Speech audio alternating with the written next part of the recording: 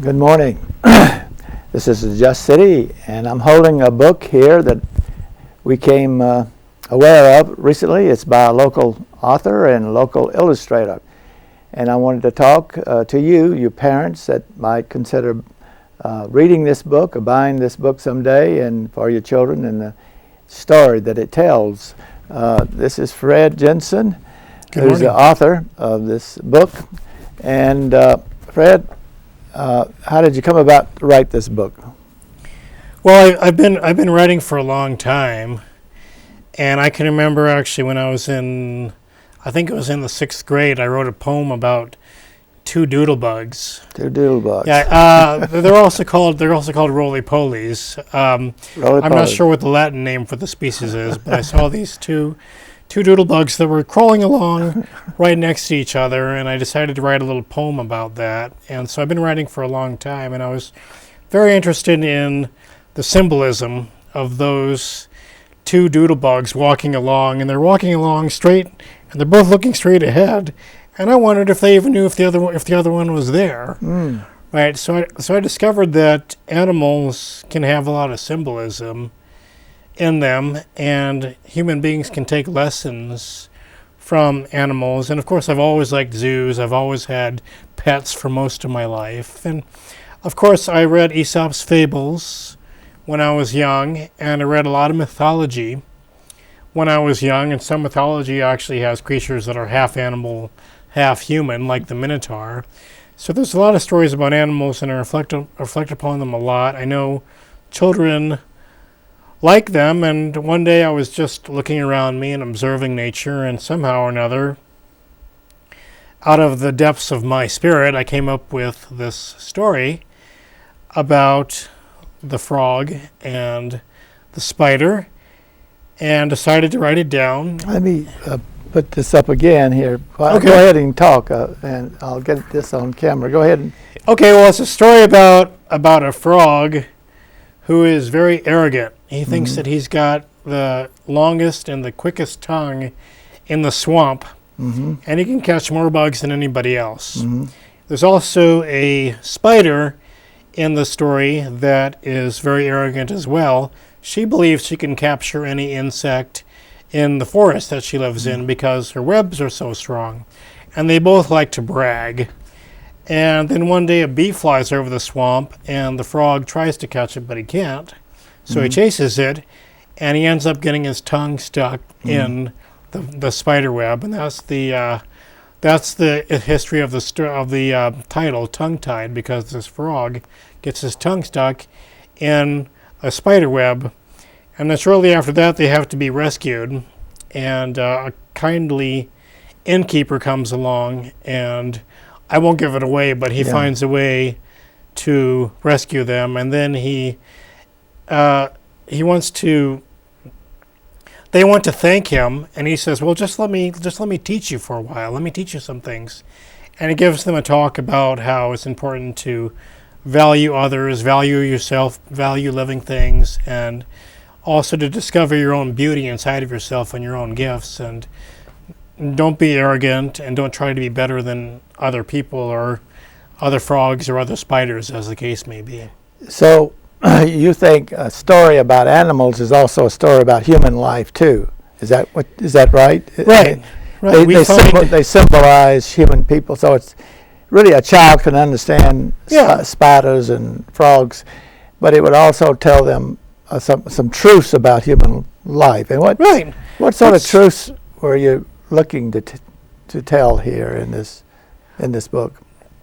That trying to be better than anybody else, that is, trying to be arrogant, is unhealthy and can get you stuck into situations that are difficult to get out of. It's a very old message. Pride goeth before a fall. That's an old proverb. Yeah. I do want to say that I'm very, very supportive of sports. I think that healthy competition is good. I think the Olympics are great. Healthy competition between individuals, healthy competition between nations. That's fine, and that's great, and that's a wonderful thing, and that can challenge people to do really well. But when you get to the point where you're really thinking yourself as superior to other people in an absolute sense, then you're getting into the place where you might actually end up getting hurt and hurting yourself or others.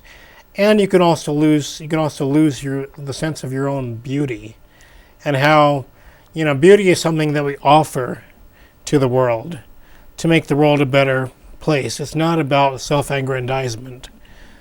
So, for instance, one of these characters seems like a little bit of a bully, maybe. Yeah. You're talking about being arrogant, and there's so much bullying today in schools today. Yeah. But really, children are being bullied. So and that's being arrogant. Yeah. When you are bullying somebody, you think you're superior to them or better than they are. And so how do we address bullying? Are we talking to parents that may have children who are being bullied today? Do you have any ideas of how can we address it from this story? Maybe they listen to somebody. They listen to this old man in the wagon, and I guess who did he represent? The innkeeper? Yeah. Well, I think he represents the spirit of hospitality, and the spirit of just recognizing the spirit of wisdom, and just recognizing that which makes us recognize our own beauty, and the beauty in ourselves, and also the beauty in others. So a person who bullies doesn't recognize the beauty in themselves, right? I mean, I believe so. They would have a complex, or they don't think too well of themselves, so they have to bully somebody else. Would you agree with that? That's correct. So we maybe need to recognize the beauty in the bully, recognize that, and recognize his own strengths, his own gifts, rather than trying to. You don't have to being strong doesn't mean dominating other people. And if you think about if 10 guys go into a shopping mall carrying machine guns and kill the security guard and kill some people and take over the mall and steal the food and steal the stuff out of the mall, we call that terrorism, right? That's the name that we have for it. If 10,000 people with machine guns go into a country and kill the security forces there and take over and start taking things away, we call that national defense. And so why do we have this different standard for, on the playground or in the shopping mall than we do for our entire nation? And I think it has a lot to do with just, this ongoing sense of wanting to be really superior, not just wanting to be superior in strength and virtue, but also to really dominate other people. I mean, and this feeling that in order to be greater than somebody, that means you have to dominate them and put them down, rather than trying to lift everybody up. So your book here tries to present that to children as they get these in a much more friendly, G-rated kind of way than what I just described. So it's not a book about war. It's a book about animals, but I think it applies to values and morality on all levels of our life, and I think it's really important that children get that message early in life. And this is a program called The Just City, so justice is the appropriate treatment of others, and your book is talking about how it's a story of one of the animals trying to outdo the others, and he wasn't treating them appropriately. Appropriate treatment. We see a lot of arrogance in our politics. The Republicans trying to be superior to the Democrats and vice versa. A lot of politics basically comes down to arrogance. Trying to prove yourself really superior, even to the point of ripping others apart in a very unfair and biased way. So I think it's really important to get those more or less in a playful way. I mean, children don't have to know we're teaching them virtue. It's really just a funny, happy story on its surface. Mark Twain famously said that if you're going to tell people the truth, you should make them laugh. Otherwise, they will kill you. Yes. You may be right. That's a famous quote. So I am hoping to, I'm talking very seriously to you right now about very serious matters, but I'm also trying to make people laugh, especially to make children laugh. Because, a frog with his tongue stuck in a spider's web, that should at least create a little bit of a chuckle in some people, I hope. Right. Well, we have with us also Justin Brylinski. Is an artist and illustrator, and illustrated this book. This is the illustration of the cover, beautiful cover and beautiful illustrations all the way through it. Here, let's see some of the. Well, here's the picture. One of the pictures here of some of the illustrations. A beautifully illustrated book. Justin, tell us a little bit about yourself. I've always been artistic, and basically right now I'm concentrating on film and things like that, but I write my own things, and I've always been interested in telling stories. I've always been interested in graphic novels and comic book type things, when Fred and I met and he came to me with illustrating this book, I was excited to do it. And I think a lot of the illustrations come across almost like a comic book type look to them. And I would say, growing up with that really pushed me that way. And I've always liked writing my own things already. And being able to tell this story was very, very fun, especially drawing animals and drawing them in that cartoony way was a very fun thing to do rather than, it was serious, but it was also entertaining to do. So. And do you like animals yourself? Do they interest you? Yeah. You did a wonderful job of. Oh, thank you. Right. Yeah, I've always loved animals. I've had many pets growing up, dogs and cats, and I've always been into nature, and I'm actually living in Clarence right now with my family, where my grandmother lived all through when I grew up, and they have acres of land, and I always went back there and caught frogs and saw all kinds of wildlife. So the frog was probably my favorite thing to draw to with his expressions. And any reason why? Why is that the frog? What do you see in the frog? I don't know. I feel like the frog was fun to draw, but he also expressed, being one of the main characters, he expressed a lot of different, he had a lot of facial expressions, so you almost kind of brought a humanism out in the frog. Even though he's an animal, you still got that feel for him, and you could kind of identify with him. That movie, Mr. Toad, you've seen that? Have you seen that? Yeah. It's a great movie. That's a real classic. I really brought the personality of frogs. Absolutely. And so you, when you see things like frogs and bees and things like that, what do they symbolize to you? How do you have any particular feeling toward them, or? I don't know. It's a tough question. I feel like everything in the world has its place, and I think the book kind of represents this as well. There's even an illustration about the web of life and how every animal does its job, and without it, the world wouldn't be the same. The frog catches bugs and things that otherwise would be overpopulated. The bee, although a lot of people don't like bees because they'll sting you or what have you, they still have their own position in life, and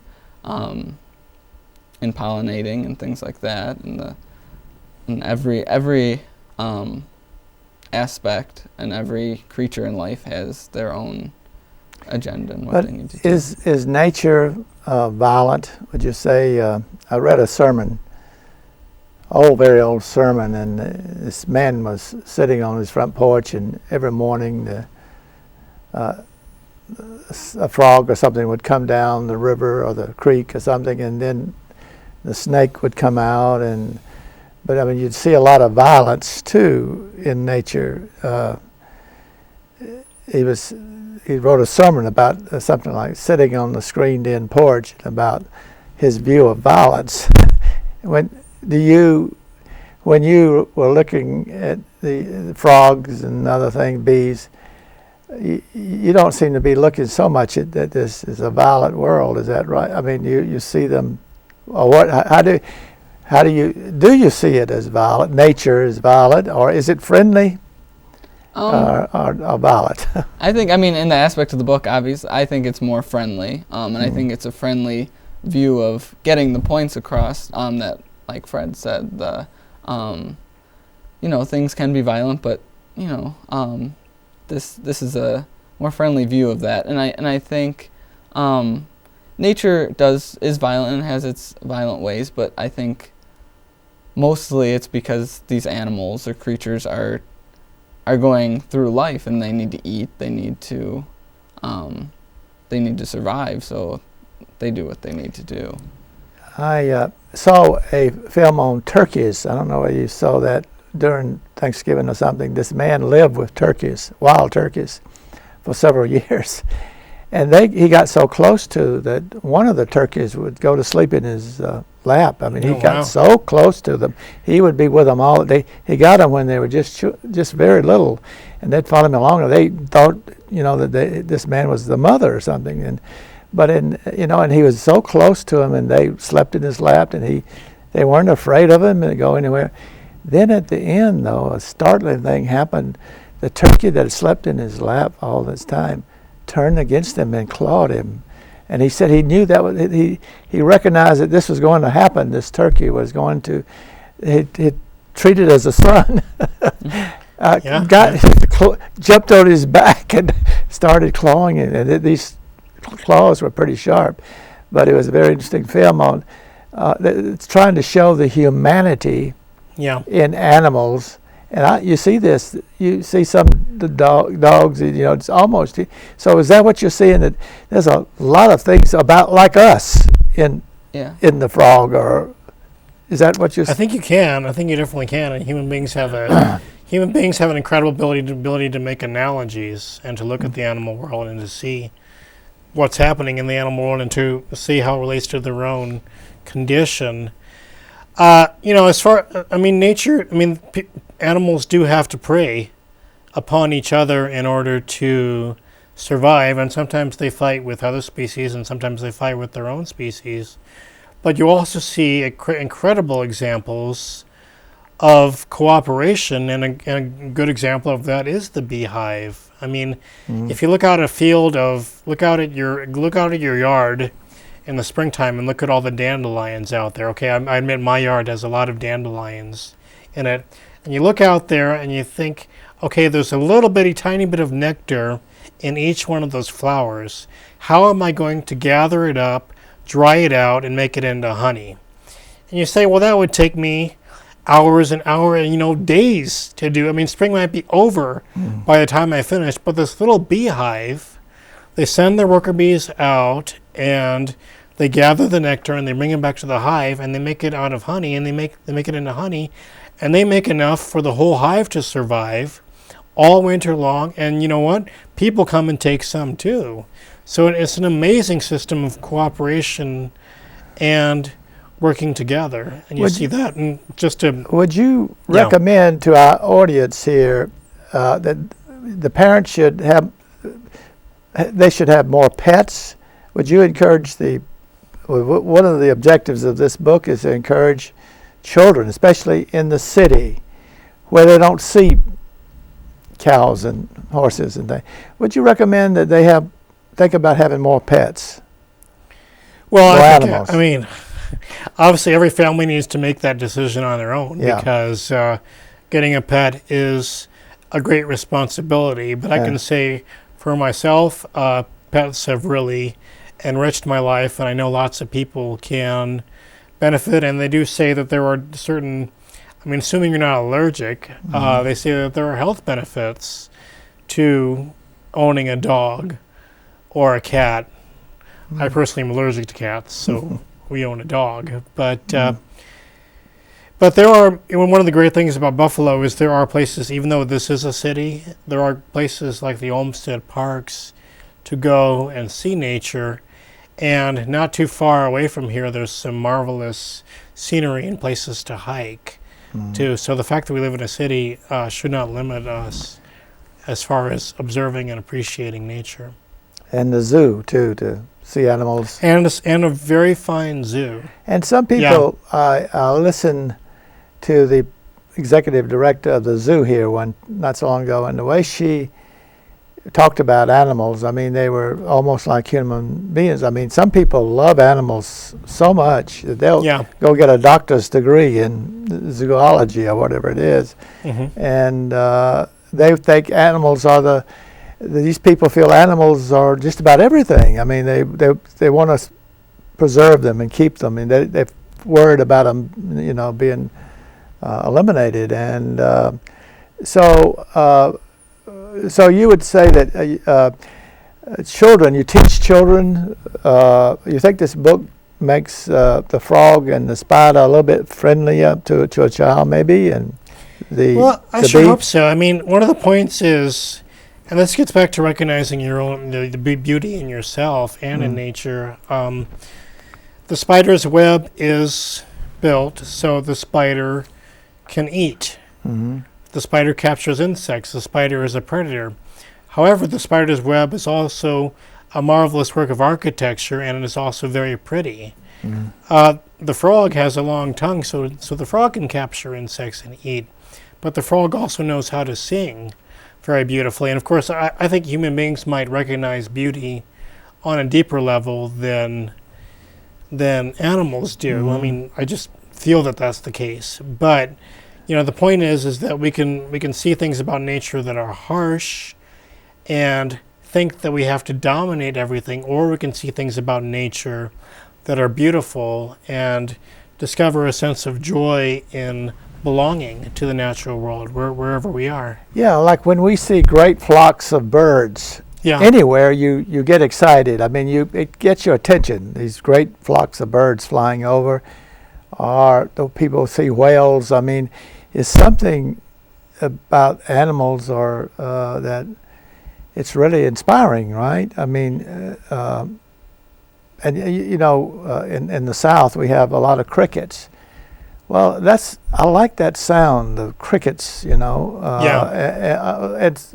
birds singing, that we like the sounds of birds. But gradually, I mean, a book written years ago, The Silent Spring, was telling that all this poison pesticides was killing so many animals, birds, and things. And when in Buffalo, I feel like we don't have that many birds. I guess we do have a good many, but I don't know how many we have. But in the country, you have many more birds, and you hear them. You hear birds when you're in a small city or something.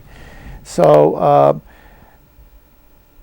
would your message also be that let's be kinder to birds and animals that we have here? Or is that?